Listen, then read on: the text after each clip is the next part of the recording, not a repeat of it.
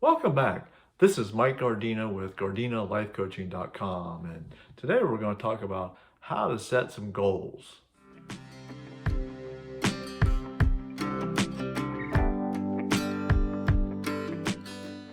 So, what is a goal? It's a desired result or achievement that you want to meet in the future. Well, some people say, I haven't really had goals my whole life. I'm doing okay. Why do I need to have goals? And other people set goals every year and try to hit them.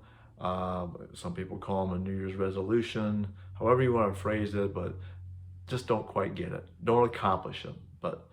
Um, but I want to tell you about a famous study back in 1979 that started with the Harvard Business School. And they basically took all the seniors in the Harvard Business School and asked them, do you have a goal? And if you do, what's your plan to achieve it in the future? And 84% of all the students had no goal, no plan, no nothing. They were just going to graduate and do what they were going to do. 13% actually had goals written down that they wanted to achieve. And then only 3% had both goals and a plan on how to achieve them.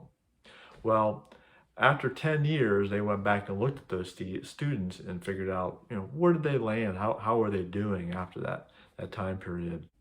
And interestingly enough, that out of the students that actually had a goal but no plan were making 2 times the amount of income compared to the students that had no goals and no plan whatsoever.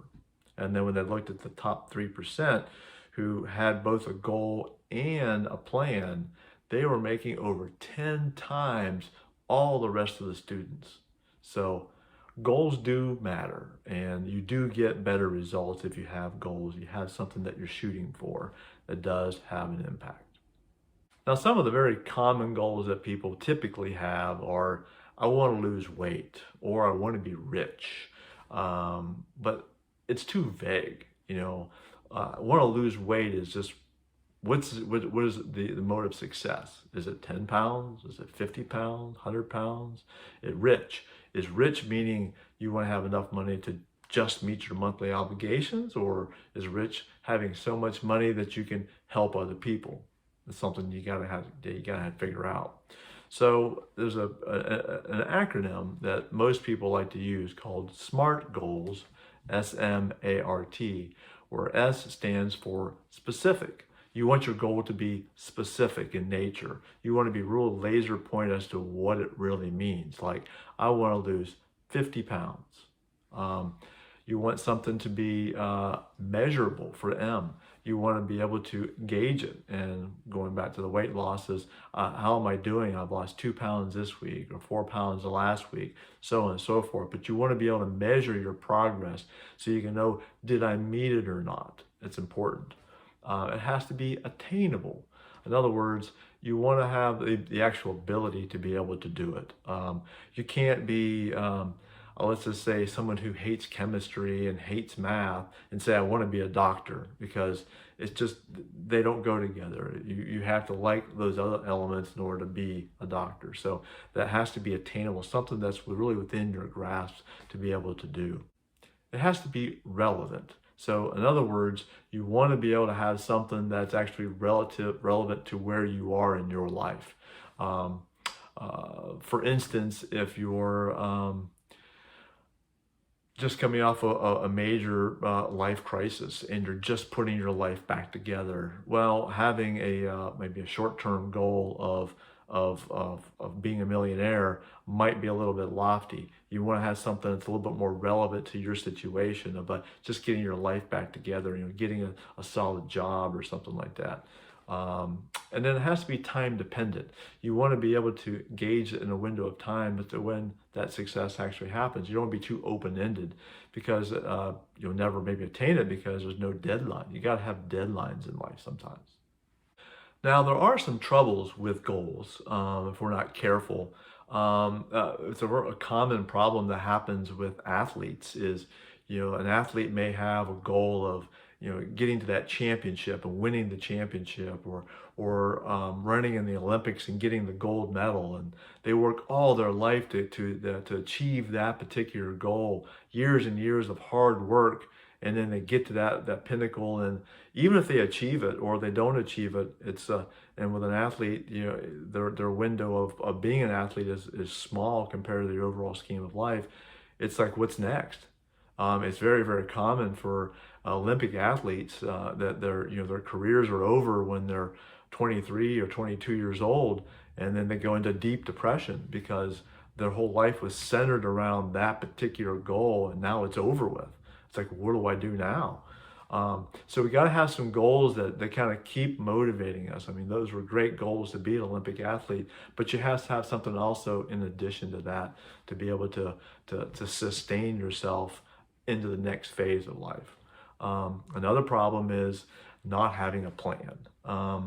And having a goal with really no plan and no action is nothing more than a wish. It's just like, I wish I could have $1 million, and that's just it. I have no plan on how to get it.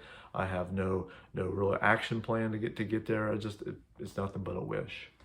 And then the other issue is not willing to put in the work. To obviously hit a goal, you have to do something. You got to put action steps in there. You have to be willing to put the work in. Unfortunately, a big problem is people put together a plan and they know exactly what they're supposed to do. They may start it and then they figure out, wow, this is hard. This is hard work. I don't feel like doing all that hard work. So, just never mind the goal. It's unfortunate because now you're going to be stuck with where you're at. And then you got to be emotionally attached to the goal. You got to really buy into it.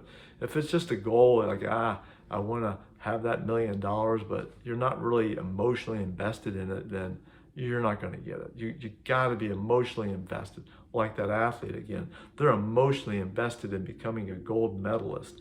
Every day they wake up, there's an emotional attachment to that. Otherwise, they wouldn't get up at 4 or 5 in the morning to go work their butt off every day. There's an emotional attachment to that. You got to have that. Okay, I think one of the best ways to start to make your goals is to look at your belief system of who you believe you are off into the future. So if you could paint the vision of who you are, of you standing there on the stage, let's say, of who you are. And so people would think of, okay, this guy has, or this woman has very high integrity. She's an extremely honest person. Whatever it happens to be, what's your belief system of what you want to be? And then you want to look at what your goals are, both long-term and short-term. But long-term is to, okay, if this is what I believe, what is the tangible thing, the smart thing that we want to shoot for? Do I want to have that $1 million? I want to have enough money to be able to help people in a foreign country. Do I want to be able to help my family? Do I want to own a home? Whatever that long-term goal happens to be out there, let's put that out there. And then you want to look at your short-term goal as basically stepping stones. This is kind of the development of the plan. So if your ultimate goal is to have $1 million so that you can, feed the hungry, well, okay, how do we get there short-term wise? So, first thing is I need to have a better job, or I need to find another stream of income, or what other options are available to go get donations to be able to help those kinds of things out. So you want to find what are those little stepping stones and create those short-term goals. And sometimes you can break them down to 1 year, 3 years, 5 years, however you want to, that works for those stepping stones to hit the ultimate goal that you're trying to shoot for, that long-term one. But again, they have to be SMART, the S-M-A-R-T, the specific, the measurable, the attainable, the relevant, and time dependent. So you want to make sure that you set all those goals that meet that criteria so that you know that did you do it or not. Again, you can't just say, I want to lose weight. You got to have something that's measurable. You want to know about that. And then you've got to have an emotional link to it. You've got to have the emotion behind it. If you don't have the emotion, then you're not going to attend it. You're not going to attain it. You've got to be able to feel it. You want it so bad that you can taste it. You got to have that drive, that motivation to go get it. So once you have the goals, now we have to link some emotion to it. And this is key. If you don't have the emotion behind the goal, I say you're not gonna reach it. It'll be very, very difficult to do it. The emotion drives your action, right? You gotta have the emotion behind it. So what we wanna do is we wanna write down 3 reasons why we need to attain each goal. And then 3 reasons what will happen if we don't meet that goal. And you want to look at those numbers and those words and feel the emotion behind them all. And the more emotion you create in them, the better. Well, you don't want to say, like, if your goal is to lose 10 pounds, well, my emotional reason is I don't want to stay fat. Well, that's not emotional enough. You want to have an emotional reason, like I want to feel the pride of walking out there and people looking at me and feeling how great I look. You know, you feel that emotion of what the success will look like. And on the flip side, on the 3, well, if you're going to end up staying fat, well, your health is going to deteriorate. You know, you're going to have this kind of issue. You're going to lose breath just walking down the stairs. So, but create that emotion, the buy-in for you to want to reach that goal. That's key. And then you can create the plan. Now, what action steps do you want to take in order to get there? Smaller steps to get to even your short-term goal. So if your goal at the end of the year is to save $10,000, well, okay, how am I going to get there? I'm going to take out 5% of my income on every paycheck, or 2%, or whatever it happens to be. What's my plan of attack? And then you got to follow it. So now that we have our goals, we have an emotional attachment to those goals, and then we have a plan on how to actually reach those goals.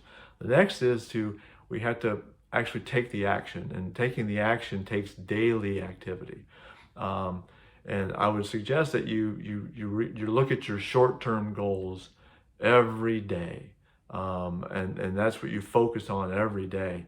And then the long-term goals, look at those at least maybe once a week, at the furthest once a month. But the more often that you see that stuff, the more that you remember that you have to go hit those things, keeping that obligation, something over your head to make you want to go do it. Again, getting that emotion in your mindset to actually do it.